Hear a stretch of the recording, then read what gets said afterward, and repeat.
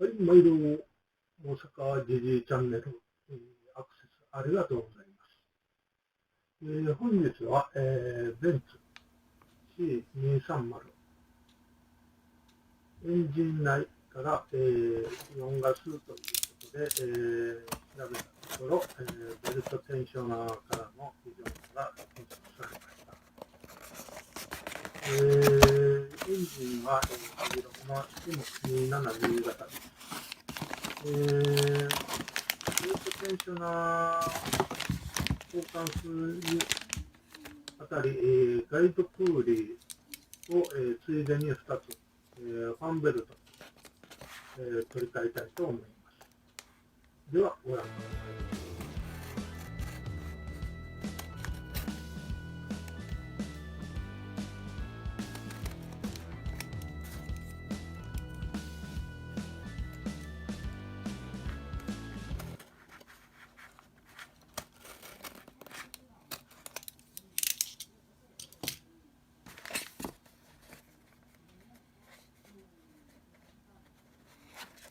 はい、これがベルトテンショナーになります。